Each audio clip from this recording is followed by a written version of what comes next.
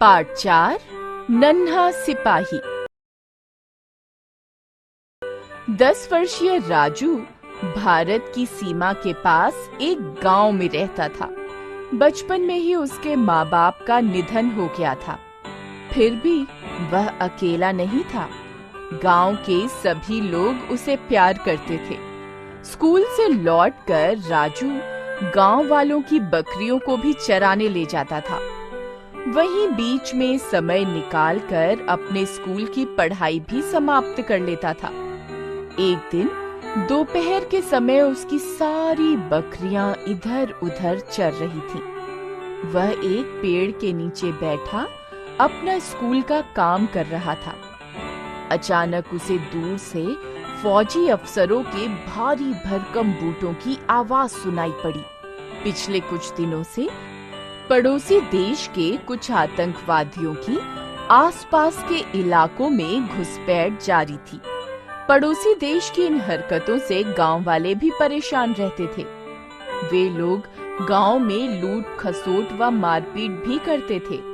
राजू सोचा करता था बड़ा होकर वह भी फौज में भर्ती होगा और अपनी बंदूक से इन सब दुश्मनों को मार गिराएगा।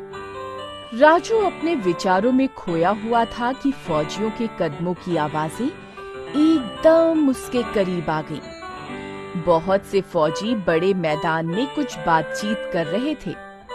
उत्सुकतावश वह उनके करीब चला गया। वह चुपचाप उनकी बात सुनने की कोशिश कर ही रहा था कि उनमें से एक बड़ी-बड़ी मूंछों वाले हट्टे-कट्टे वर्दीधारी भारतीय सैनिक अधिकारी ने कड़क आवाज में उससे पूछा, कौन हो तुम? मैं एक बार तो राजू घबरा गया, पर फिर जोर से सीना तानकर जवाब दिया, मैं इस देश का नन्हा सिपाही हूँ। राजू का जवाब सुनकर फौजी मूंछों में मुस्कुरा दिया। उसकी आवाज नरम पड़ गई। प्यार से उसने पूछा, तुम्हारा नाम क्या है? मेरा नाम राजू है। मैं यहाँ के सोना गांव का रहने वाला हूँ। राजू ने गांव की ओर इशारा किया। पर तुम यहाँ क्या कर रहे हो? तुम जानते नहीं, यहाँ से थोड़ी दूर पर ही हमारे और दुश्मनों के बीच जोर से लड़ाई व गोलाबारी चल रही है?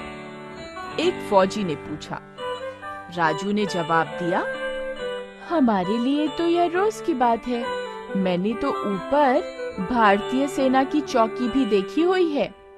राजू ने अपनी प्यारी सी बकरी के सींग पकड़कर उसे अपने पास घसीटते हुए कहा। एक दिन घास चरते-चरते ये काली ऊपर चौकी तक पहुंच गई थी। तभी इसे ढूंढते हुए मैं उस चौकी तक गया था। पर यहाँ से तो वह जगह बहुत दूर है। यहाँ से करीब 3-4 घंटे का रास्ता है। फौजी ने हैरान होते हुए कहा। राजू तपाक से बोला, अरे नहीं, 3-4 घंटे तो घूमकर सड़क के रास्ते से लगते हैं। मैं तो इस छोटी पगडंडी के साथ साथ चढ़कर आधे घंटे में ही ऊपर पहुंच जाता हूँ। अधिकारी ने कहा, हमारी चौकी में गोला बारूद व रसद समाप्त होने वाली है। हमें जितनी जल्दी हो सके यह सामान उन तक पहुंचाना है, वरना हमारी हार निश्चित है नन्हे सिपाही। राजू ने जल्दी ही सारी बकरियों को हाँक लगाई। एक बड़ी सी बकरी को बकरियों के झुंड के सबसे आगे खड़ा करके गांव की दिशा की ओर उनका मुंह कर दिया। राजू का इशारा मिलते ही बड़ी बकरी जोर से मिमियाई और सारा झुंड उसके पीछे चल पड़ा। बकरियों को विदा करके राजू झट सबसे आगे वाली जीप में आगे की सीट पर बैठ गया और रास्ता बताने लगा। शीघ्र ही उन्हें अपनी फौजियों की चौकी नजर आने लगी। चौकी देखकर सभी फौजियों के चेहरों पर खुशी व संतोष की लहर दौड़ पड़ी। तभी उन्हें दूर दुश्मनों की फौजी टुकड़ी नजर आई। सबके सब हथियारों से लैस थे। उधर से धुआंधार गोलियां बरस रही थीं, जबकि जवाब में अपनी चौकी से गोलियां व हथगोले नहीं बरसे। चौकीदार सिपाहियों से बात करने पर कप्तान को मालूम हुआ कि उनके पास गोला बारूद बिल्कुल समाप्त हो चुका था। बीच बीच में इक्का दुक्का गोली चलाकर वे यह बता रहे थे कि वे लोग अभी मरे नहीं हैं। कप्तान के इशारे पर जीपों से गोला बारूद उतारकर भारतीय सेना ने दुश्मनों पर गोलियां व हथगोलों की बरसात शुरू कर दी। अचानक हुए इस हमले से दुश्मन की फौज एकदम घबरा गई। देखते देखते उनकी सारी फौज धराशायी हो गई।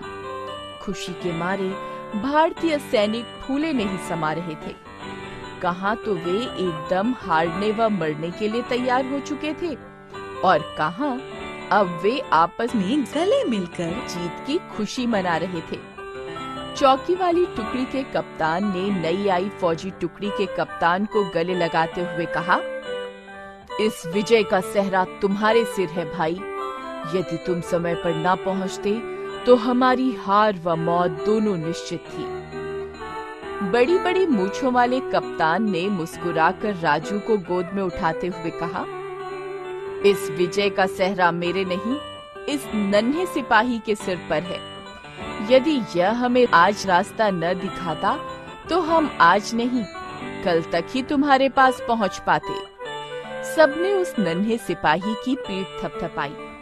कप्तान ने पूछा, बोलो तुम्हें इनाम में क्या चाहिए? नन्हे सिपाही ने बिना एक पल भी गंवाए तपाक से जवाब दिया, मैं भी बड़ा होकर आपकी तरह फौज में भर्ती होना चाहता हूँ। मैंने सुना है इसके लिए बहुत बड़े स्कूल में जाना पड़ता है, लेकिन मेरे पास पैसे नहीं है। कप्तान ने मुस्कुराकर कहा, चिंता मत करो, हम तुम्हारा दाखिला सैनिक स्कूल में करवा देंगे। तुम्हारी पढ़ाई का सारा खर्च उठाना अब हमारी जिम्मेदारी है। तुम हमसे भी बड़े सिपाही बनोगे नन्हे सिपाही। सभी फौजियों ने नन्हे सिपाही को जोरदार सैल्यूट मारा। अपना इंडिया, गोल्डन बुक्स का दीवाना, गोल्डन बुक्स का दीवाना, गोल्डन बुक्स को अपनाना। अपना इंडिया, बुक्स का दीवाना।